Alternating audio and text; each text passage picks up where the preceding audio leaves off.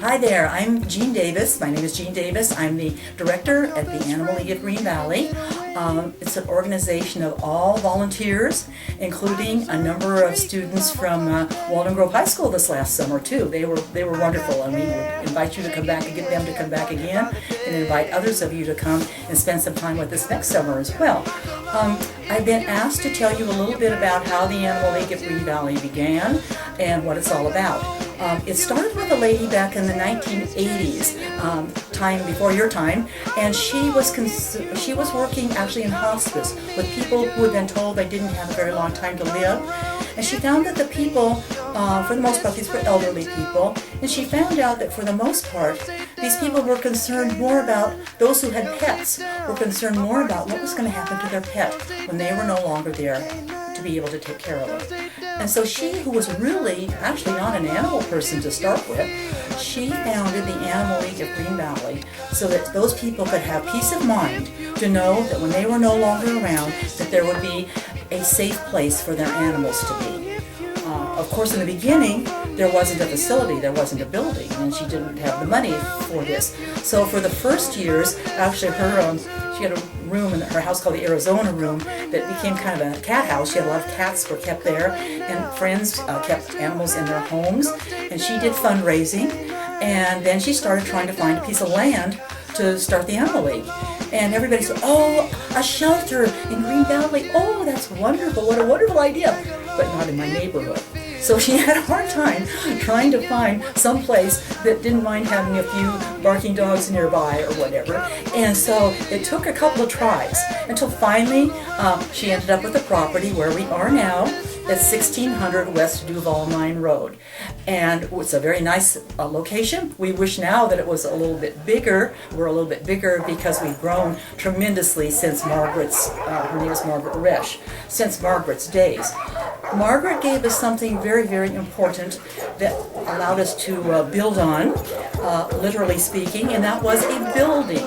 A lot of rescue groups start up with high hopes, but they are kind of a foster group, and they don't have a lot of people or a lot of money, and they never are quite able to grow. I think the fact that Margaret was able to put together a building, our first building, we've expanded since then, that people were saying, "Oh, they're real. They have a location. They have a building," and so we grew. Originally, Margaret's idea was that we would take owned animals of people in Green Valley who were no longer able to care for them because of illness, or they were going to be leaving us for the next life. But now, today, we have gone completely to trying to be open admission. That means we try to take every animal that comes our way, every cat and dog that needs us. We are no kill. An animal comes here, a dog or a cat, and we are a dog and cat shelter. It comes here, and once it comes in the door, it's going to stay here with us and be cared for until we find a new home for it. Somebody comes to adopt it, or if it should become so ill or so old that it was time for it to go on. Otherwise, the animal is pretty much guaranteed that it's going to have a good future, and we're very, very happy to be able to do that. That's what makes us such a happy place to be, and one I think that has prospered. People donate to us. We're able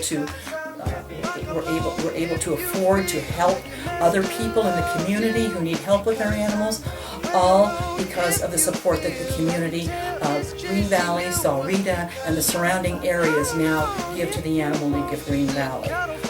The place where we're sitting right now, where I'm sitting, was this building was built in 2013. It's our newest addition, and we're very happy to have this space.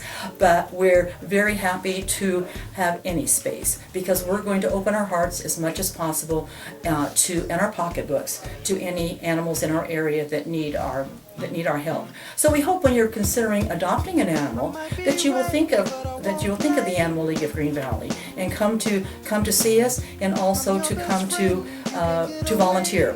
We need volunteers of all ages. We have many things to do. We work with the dogs, the cats, we have a lot of publicity. We have a lot of events in the community, we have office work to do, and a big area is what we call the attic. Half of our income comes from our store. Our store is consists of donated items, things that people don't need any longer, don't want any longer. They donate them to us. We take them, we sort them, we clean them, we set them out, we price them, set them out, and then people come and buy them. Some people do both. Some people come and donate, and then they go out front to the store part and they say, "Oh, I think I want that." So that's something that everybody can do, and we encourage everybody. If you look in your closet or look around your yard or your house, regardless of your age, because we take things from children's items all the way up through anything that you would have in your house or yard.